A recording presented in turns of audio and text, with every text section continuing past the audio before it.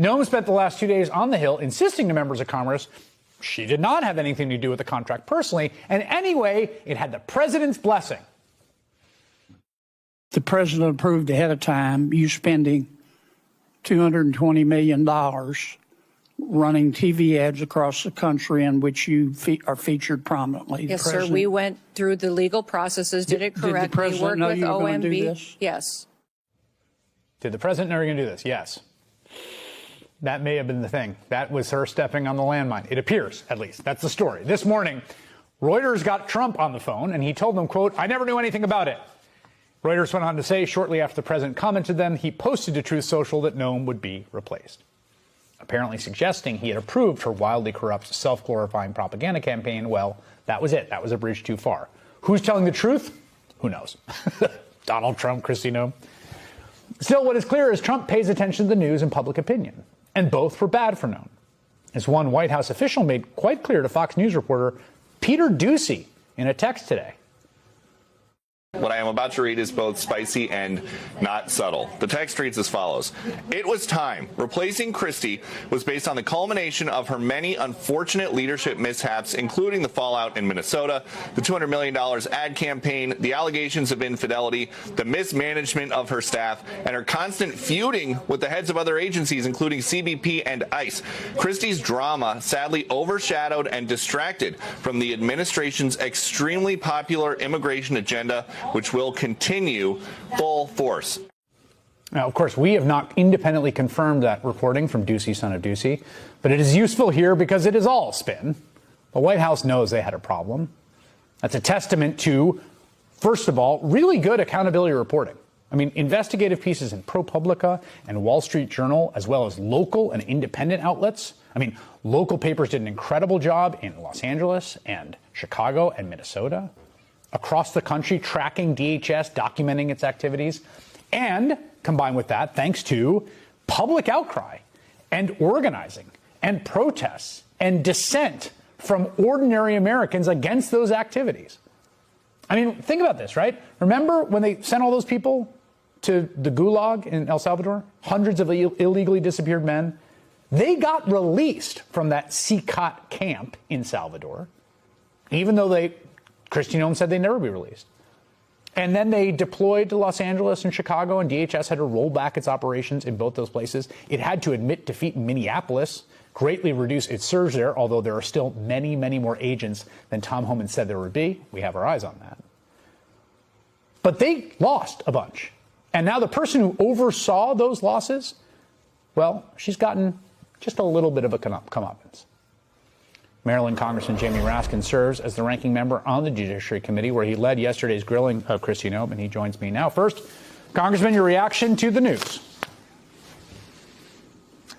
Well, there's a little bit of exhilaration and satisfaction that we were able to move things in this way. Of course, none of it brings back Renee Good or Alex Preddy, and she's done profound damage that we still need to be working on. I mean, there have been dozens of injuries and deaths under her leadership of ICE, and we need to turn that situation around. I mean, it is a clear and present danger to the lives of a lot of people who are being swept up in their dragnet policies, but also $220 million for a PR ad contract. When I first saw it, Chris, I thought it was $220,000, which sounds like the kind of ad, PR contracts I've heard about before. Even that one's pretty handsome. But $220 million, like that corrupt bargain deal needs to be investigated from top to bottom,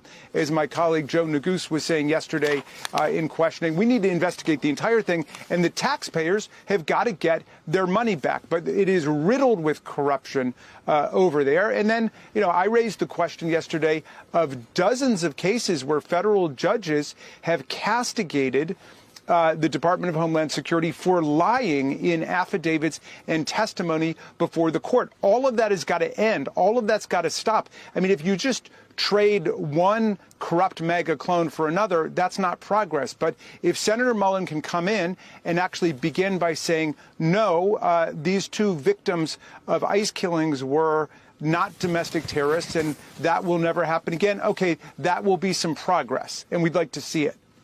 Yeah, I mean, on that, you're obviously in the House and not in the Senate. The Senate will have to confirm Markwayne Mullin.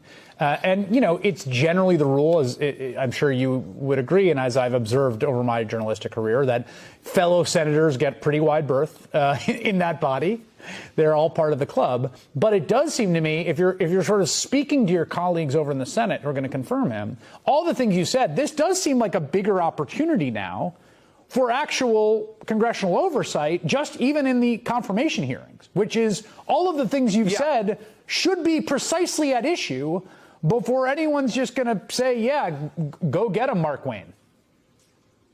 Yeah, his confirmation comes in the immediate aftermath of both chambers of Congress being totally absorbed with the details of her tenure. And so everybody in the Senate will have just been through this.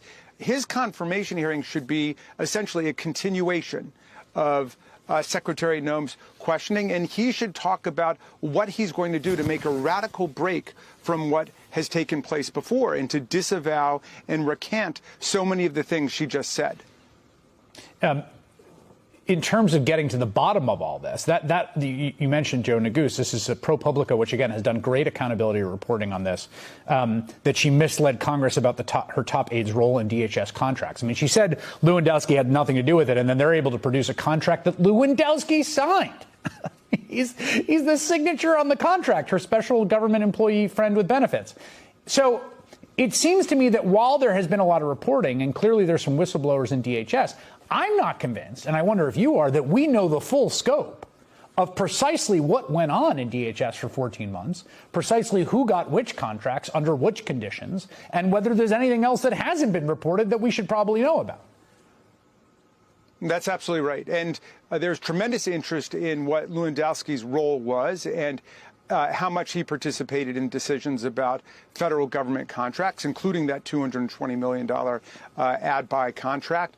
I'm a little less interested in the salacious personal stuff. It almost doesn't make much difference to me what their personal relationship was. But his public role is fair game, and we need to be investigating that and getting to the bottom of it and what kind of personnel practices are taking place in the Trump administration. To the families of Renee Nicole Good and Alex Preddy, you'd like to think that smearing them would have been the thing that got her fired. It wasn't, and we'll continue to unpack any causation or correlation that we are aware of at this hour.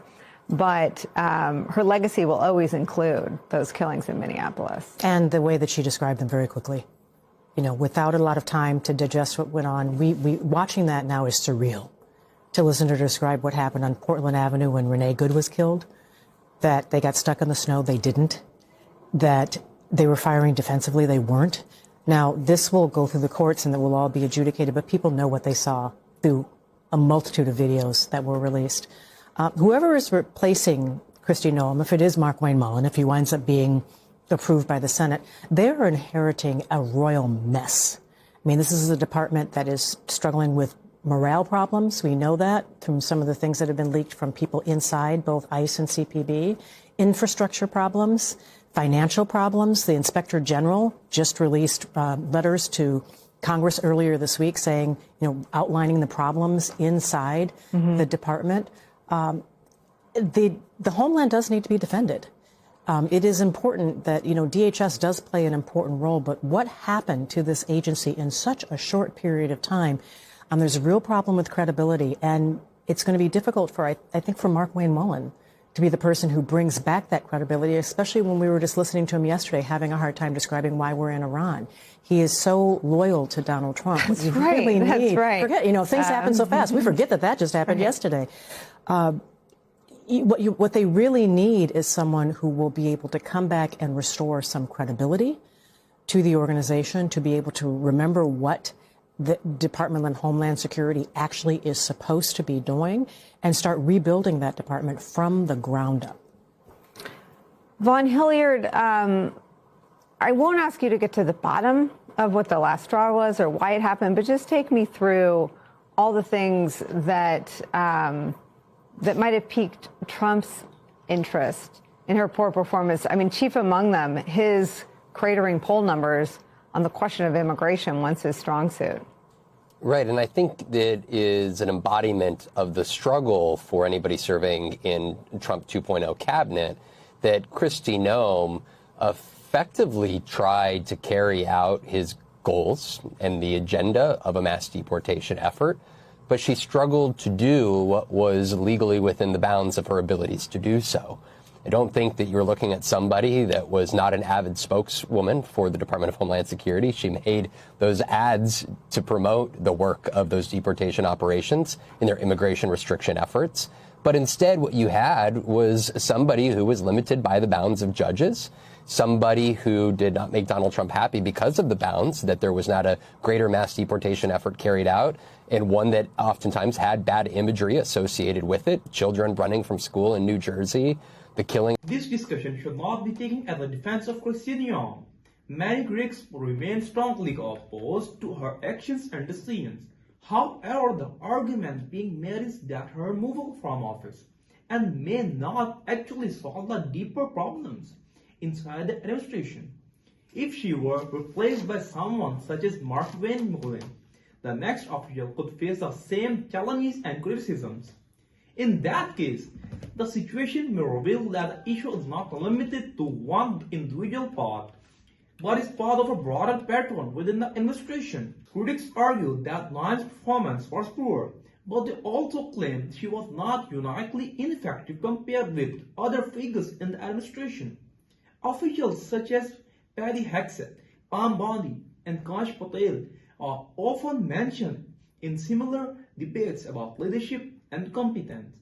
From this perspective, removing one official does not necessarily improve the overall situation if the broader leadership, structure, and political priorities remain the same. Another point raised in the criticism is that within the political environment surrounding Donald Trump, success for officials may sometimes depend less on administration performance and more loyalty and the ability to support the president's public image.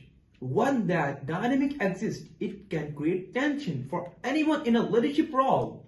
They must manage the responsibilities of their official position while also maintaining political alignment with the president. Because of this, replacing one person may simply recreate the same pressures for the next appointment.